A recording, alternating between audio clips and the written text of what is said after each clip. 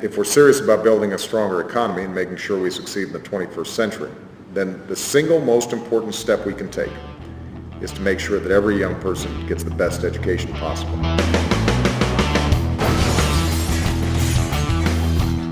President Barack Obama is making a big play to be the education president. But his vision for changing K-12 schools deserves an F for at least 3 reasons.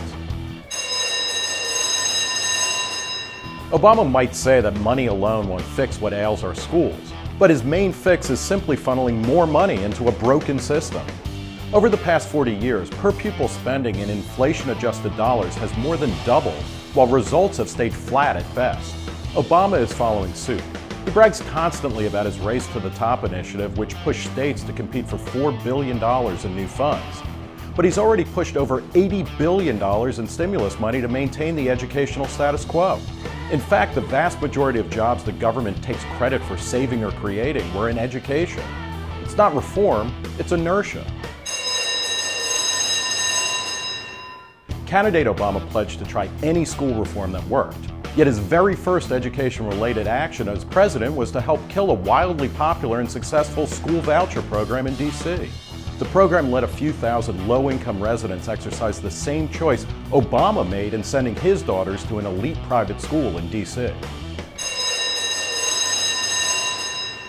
It's a pipe dream to think that Obama is going to do anything to buck the 2 major teachers' unions, whose millions of members overwhelmingly supported Obama and who give 95% of their campaign contributions to Democrats.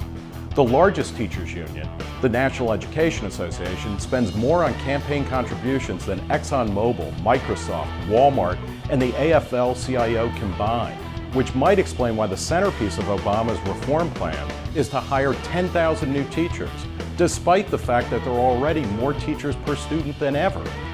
Reforming education may not be politically easy, but it is simple.